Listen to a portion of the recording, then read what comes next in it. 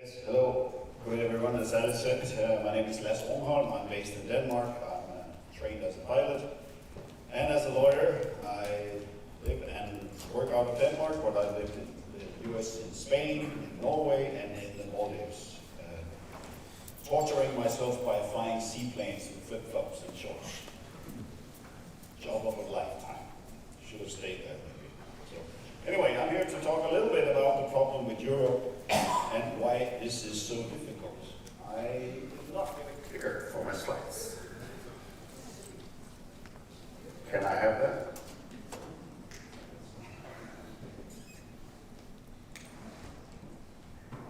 Thank you. Press the green button. The EU circus. Now, since I made this speech the last time, I've added the Union Jack, which is kind of obvious why. We don't have a lot of time, so I might be rushing through this, but the basis of the EU, of course, is the 28 different member states, which probably soon will be 27. There's 24 official languages. It's not like the English language is the one that we revert to if there's a misunderstanding. There are 24 original languages, so you can see there's a lot of language problems. Besides that, of course, there's an overall bureaucracy. We've all heard of the Parliament moving once a month. And on top of all this, now we have the Brexit, as Shakespeare might have put it, to Brexit or not to Brexit. That means on 12, probably England, Scotland, Northern Ireland, Wales, Isle of Man, and Channel Islands might be leaving the EU, or they might not. There's a lot of different cultures in the EU, which makes this so difficult. Of course, we have the UK, the farce of the Brexit. We have France, which is way more serious with the Yellow Vest movement right now. And of course, there's always Greece, which even have their own alphabet. It makes it really, really difficult to make anything happen. The EU circus consists of a lot of institutions and bodies, the most important ones being the European Parliament, the European Commission, and the Court of Justice of the European Union. Those are most relevant when we're talking about the importation of aircraft. In relation to lawmaking, we have three major institutions, as mentioned, the European Parliament. We also have the Council of the EU, and of course the Commission, as mentioned.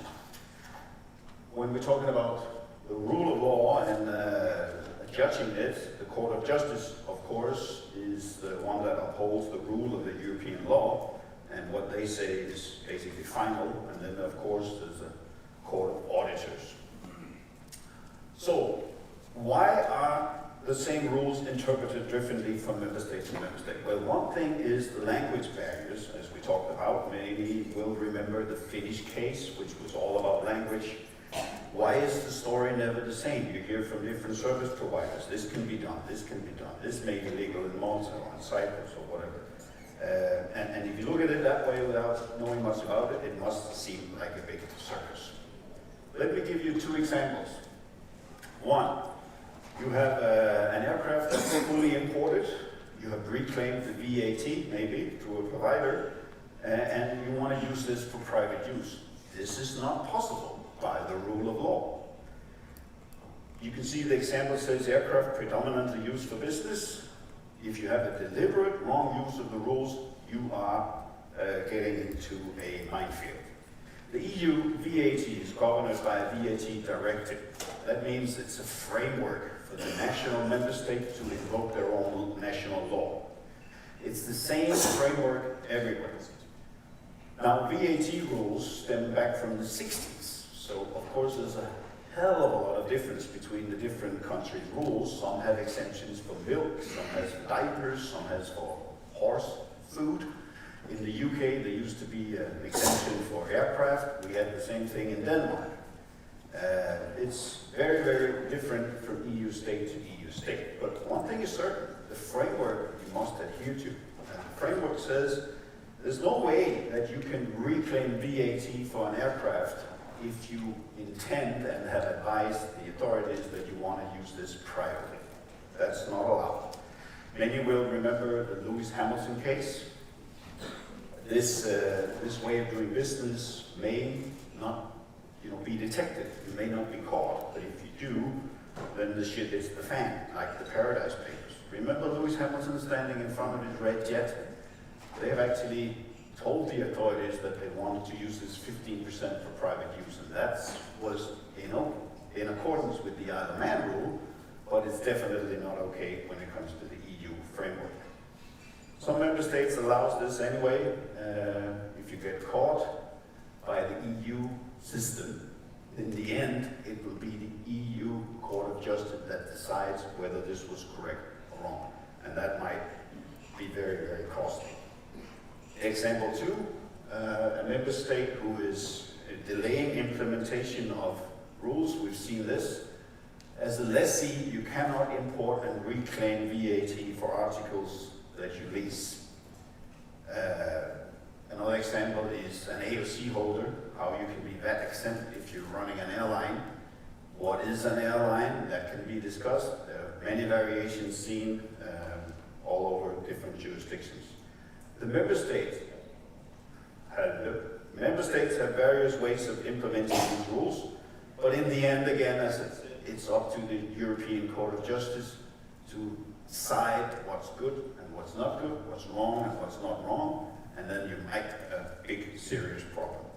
It's kind of a circus, hence the examples. Second subject is Brexit, short update, and it has to be short because nobody really knows what's going on. One thing's for certain, it takes two to get a divorce. And when I look at it from that perspective, it seems like the UK decided to leave, but they want to have their cake and eat it, I believe the phrase is, somewhat at least. The facts right now is that they will leave April 12th unless something else has or will be agreed on. If they agree, they have until the 22nd of May if they decide on a deal. That's how I understand it. In that case, there will be a transition period until the end of 2020, so they can do a final deal.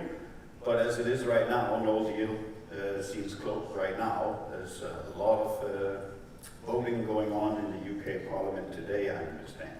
Some of the important points is the custom union and the single market, and of course the backstop with Northern Ireland. Nobody can really make a conclusion. Things may change, as it's said. So what can happen? Well, Brexit can be cancelled, and it'll be business as usual. It's very unlikely, but right now it seems like there's a majority for it if you look at the polls. And that is kind of a cause for debate, because some people say, no, you can't have another vote.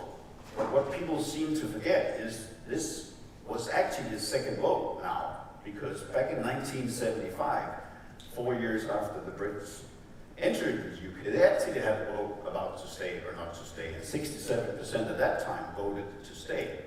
So then they had the second vote 3 years ago, and some say, why don't have a third vote now? People call it the second vote because they kind of forget what happened 45 years ago. Anyway, if it's cancelled, then they'll stay. If it's a soft Brexit, then there'll be one variation, a hard Brexit, another, but the no deal, which seems likely in 10 days from now, it's like a no deal, then they're out. It might as well be Nigeria or another third world country, or a third country, sorry. One thing is for certain, if they leave, there will be uncertainty for many months, many years maybe. Most aviation-related and other treaties will have to be negotiated. I think there's more than 200 treaties signed by the EU that the UK will have to sign themselves. I think there has been, the number we heard in the London conference was 30,000 British pilots have asked for an Irish license. So you can imagine that's not going to happen overnight. Basically, after April 12th, these pilots will not be allowed to fly unless they get a validation. So it's kind of chaos. I think they're preparing for it, but it might be a problem. In relation to aircraft importation, I know these slides are available on the CJI website afterwards. You can download that, so I'm not going to go into detail with this. It just, it is said here how an export of an aircraft, or the mere fact that it's not in the EU anymore, after the Brexit, if that happens, then this aircraft will be treated as if it was in a third country, which means that in over a period of 3 years, it can be re-imported. But you can read more about this following these links. There's not really an agreement between the experts of what the status will be of an aircraft when this happens. Is it important where it was imported, like in the Isle of Man or in the UK, or doesn't that matter? My own opinion is it shouldn't really matter. It's imported into the EU, so where that happened is not important. It's still imported after Brexit. Some say the different. An expert of aviation law in the UK, you might know her name, Aoife O'Sullivan, she says the opposite. So time will tell. Anyway, moving on to the last subject. That's the pros and cons for private operators when operating in the EU. This is probably the most simple presentation of that ever. One thing is certain, you always need some kind of procedure if you're flying into the EU with a non-EU registered aircraft. There are only two options. You can fully import or you can temporarily admit your airplane. Those are the two. If you do nothing, then you will actually be using the rules of the temporary admission regime. Those are the only two. Every airline flying into Europe today, like Emirates out of here into London, and going back, they're temporarily admitting their airplane. That's important to know. The EU importation and VAT is often presented based on articles and paragraphs and laws instead. I want to do this very quickly based on frequently asked questions that we have received from operators. Listing the pros and cons for each option. The pros on the following slides will be green, the cons will be yellow. So, pros and cons related to VAT handling. Full importation, there are really no pros compared to the temporary admission. With the temporary admission, the pro is that you have no VAT liability and the VAT is suspended. With the full importation, the cons are that you cannot import as a lessee, at least legally, according to the EU Court of Justice and the EU framework. You must use the airplane for the correct economic activity for a minimum of 5 years. It's really complicated. You have huge potential VAT risk if something goes wrong. And you risk of ending up in a situation where this will be looked at differently from country to country. If you decide to do a full import, the advice is to get a binding assessment notice from your authority in the country where you decide to import. That's available in all EU member states. The cons with the temporary admission is you cannot issue a ticket. Who does that anyway? And you're not allowed to have commercial freight on board your airplane. The figure 2, the CEO is using the aircraft for entertainment use, hobby use, commuting, or personal recreational travel. There's really no pros compared to the temporary admission by doing a full import. If you do a temporary admission, you'll have unlimited non-business use. Aircraft can be used for any purpose. The cons, on the other hand, for a full import, if you're using it privately, you must handle this correctly worldwide.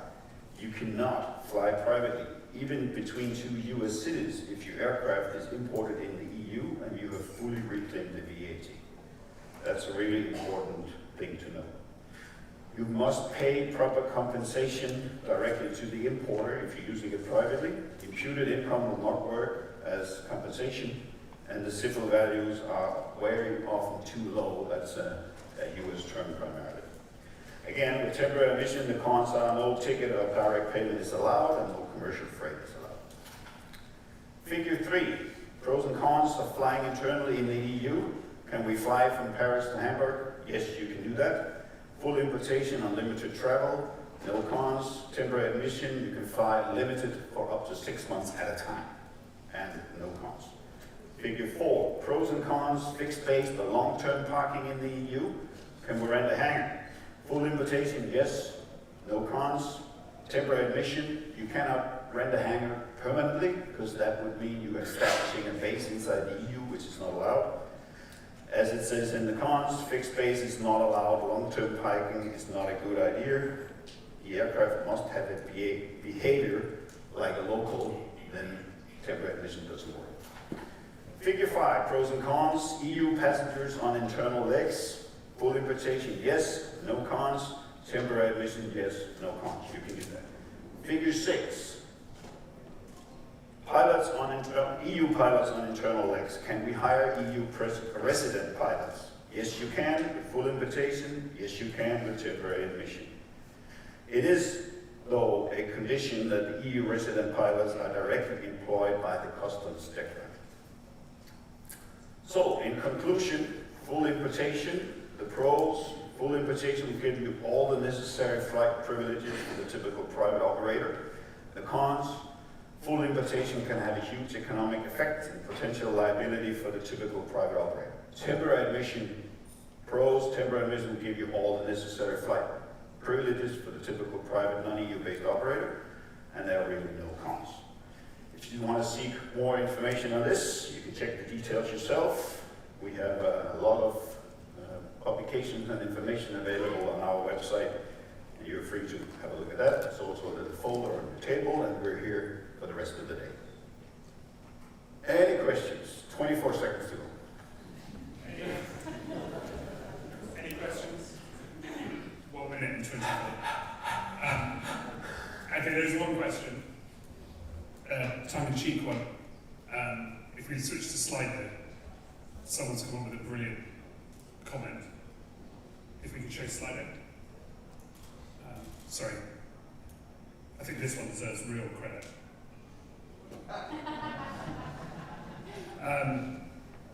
And here's another one, which is from one of your... What are you now advising your clients that were fully imported via Denmark? If you've already imported your aircraft into the EU, Yep. what do you do? Just stay fully imported?